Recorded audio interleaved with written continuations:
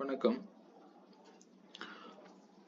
நான் செபியில் பதிவு பெற்ற பதிவாளர் கிடையாது.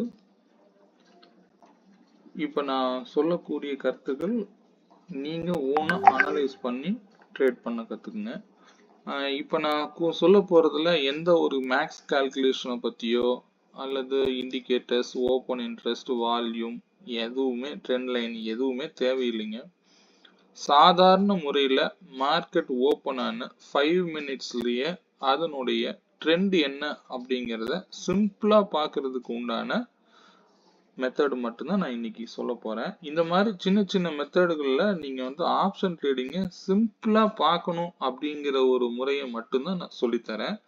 தயவு செய்து இதை வச்சு ட்ரேட் எடுத்தீங்க அப்படின்னா கண்டிப்பா சொல்லக்கூடிய விஷயங்களை நல்ல கருத்துல வாங்கிக்கோங்க. இதுக்கு எந்த ஒரு நீங்க எதையுமே பார்க்க வேண்டியதில்லை. ஆப்ஷன் ட்ரேடிங்னா என்ன அப்படிங்கறத சிம்பிளா நான் சொல்லித்தரேன். வாங்க போலாம். இப்போ மார்க்கெட் லாஸ்ட் மார்க்கெட்டை பத்தி நான் எக்ஸ்பிளைன் பண்றேங்க. மார்க்கெட்டோடைய 5 minutes candle closing value nearing இருக்கக்கூடிய ஸ்ட்ரைக் பிரைஸ் எடுத்துக்கோங்க. உதாரணத்துக்கு 25,100ல மார்க்கெட் இருக்குங்க, சரிங்களா?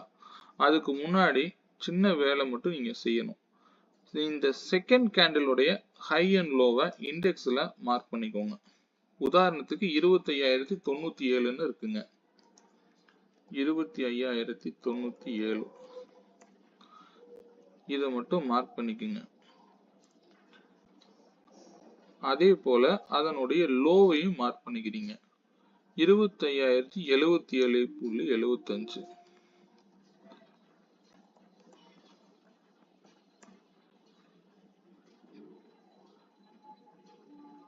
அதே மாதிரி நம்ம இண்டெக்ஸ்ல ஸ்ட்ரைக் நான் என்ன சொன்னேன், 25,100, அதாவது 25,086ல மார்க்கெட் க்ளோஸ் வச்சிருக்காங்க. அதனால நம்ம பார்க்கக்கூடிய ஸ்ட்ரைக்கு 25,100 எடுத்திருக்குங்க.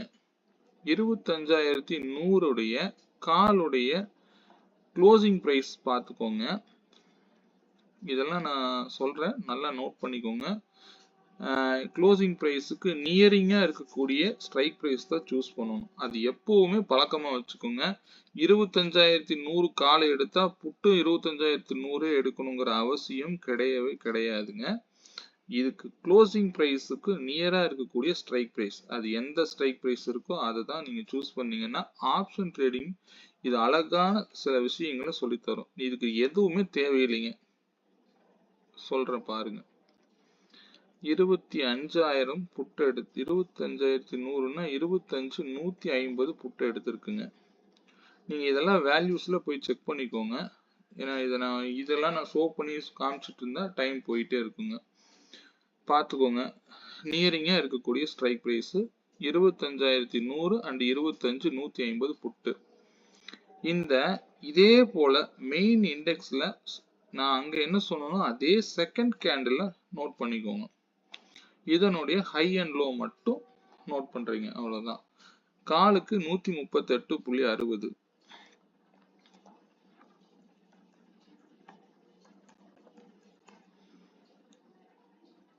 அதனுடைய லோ 129.60.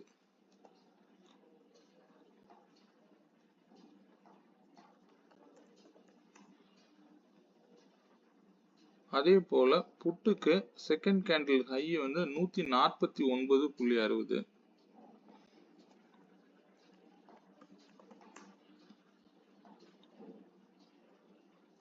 லோ 139.65.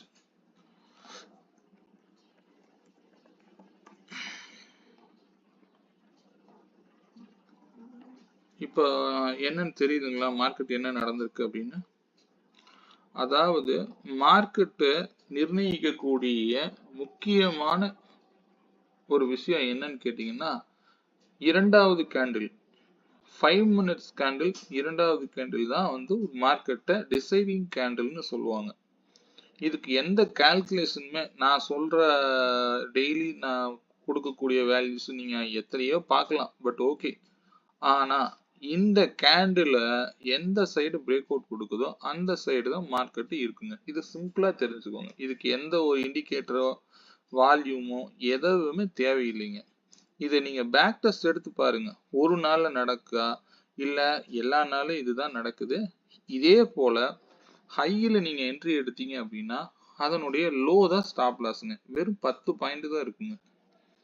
நல்லா புரிஞ்சுக்கோங்க. அதே மாதிரி இந்த கால் சைடு நீங்க தெரியாம போயிட்டீங்கன்னா கூட தயவு செய்து வெளியில இதை கட் பண்ணுச்சு அப்படின்னு வெளியில போயிடணும். இதுதான் ரூல்ங்க. இது வந்து இதுக்கு எந்த ஒரு இதுவுமே தேவையில்லை. இதை நான் ஏன் சொல்றேன் அப்படின்னா இதெல்லாம் ட்ரேடிங் ஆப்ஷன் ட்ரேடிங்ல ஜென்ரலான ஒரு ரூலுங்க. இதெல்லாம் எத்தனை பேத்துக்கு தெரியும்னு எனக்கு தெரியாது. சில பேர் இதை யூஸ் பண்றாங்க. சிலருக்கு தெரியாதவங்க நீங்க நோட் பண்ணிக்கோங்க.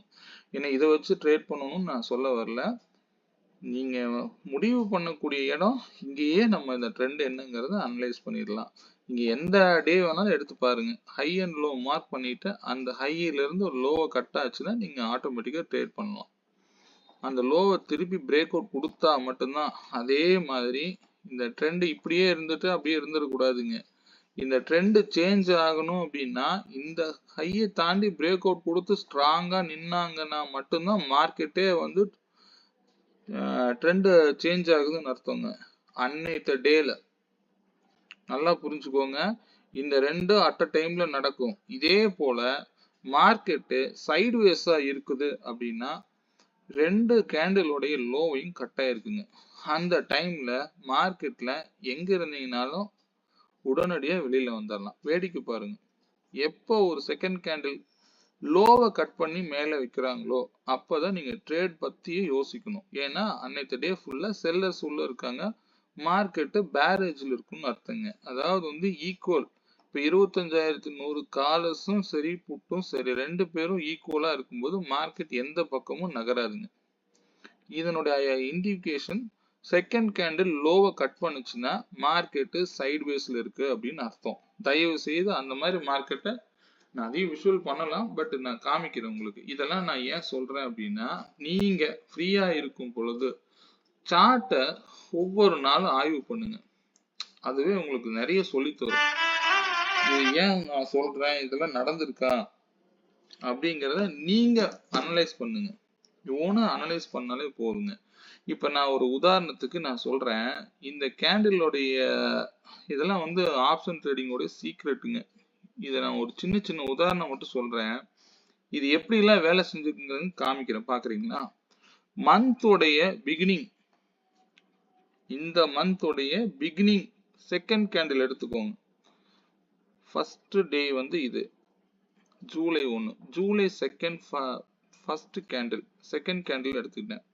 இதனுடைய ஹை 25,608.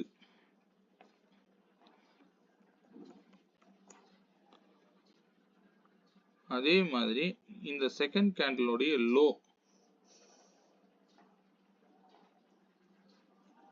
608.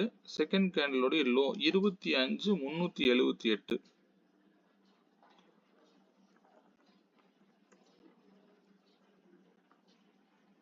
இதை கொண்டு போயிங்க நீங்க ஒரு 1 ஹவர்ல வச்சீங்கன்னா அல்லது 15 மினிட்ஸ்ல பார்க்கலாங்க.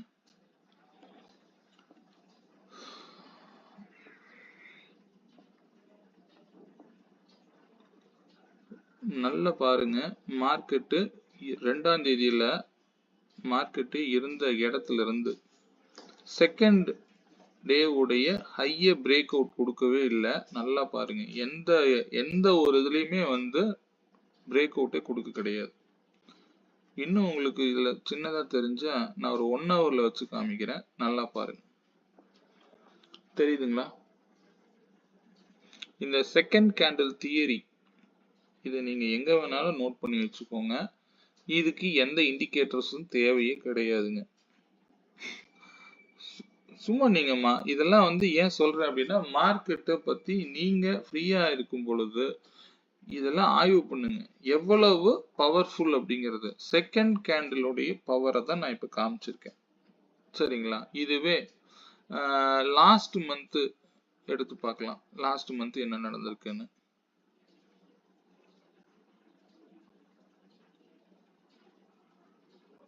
லாஸ்ட் மந்தோடைய இது ரொம்ப ரொம்ப யூஸ்ஃபுல்லான ஒரு விஷயங்க.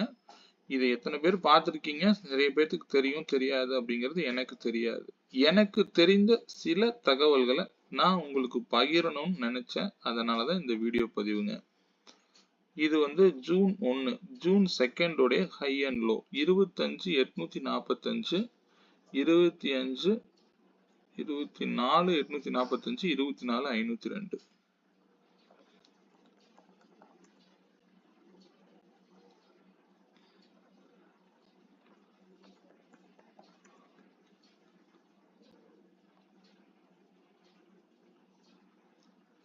இது ஆனா ஃபியூச்சர்ல இன்னும் அழகா வேலை செஞ்சிருக்குங்க. ஃபியூச்சர் சார்ட் பார்த்து ட்ரேட் பண்ணீங்கன்னா இன்னும் அருமையா இருக்கும். இது வந்து ஜூன் மந்தோடைய செகண்ட் கேண்டிலுடைய டேட்டாங்க. ஜூன் மந்த் ஸ்டார்டிங்கு எந்த இடத்துல பிரேக் அவுட் கிடைச்சிருக்கோ அந்த இடம் வந்து அவ்வளோ பவர்ஃபுல்லுங்க. ஜூன் 1ல இருந்து இது நடந்திருக்கு. இது இந்த செகண்ட் டே உடைய ஹை அண்ட் லோங்க. அதுக்கு மேல மார்க்கெட் அப்சைடு க்ளோஸ் வச்சா எவ்வளவு பாருங்க, கீழே வந்து திருப்பியும் ட்ரிகர் வச்சவங்க இங்க இருந்து மேல அழுத்திட்டு போனாங்க. இந்த பிரேக் அவுட் கொடுத்த இடம்லாம் பாருங்க.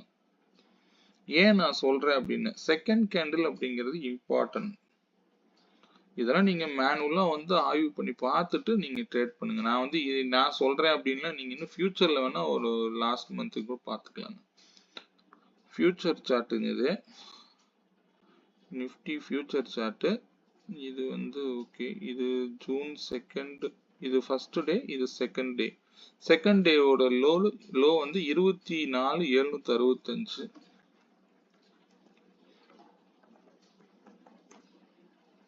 ஓகே, செகண்ட் டே உடைய 25,064.90.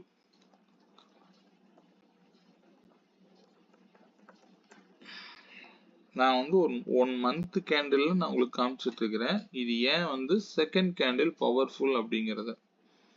ஏன்னா மொத்தமும் அதுக்குள்ளதாங்க இருக்கு மார்க்கெட்டு.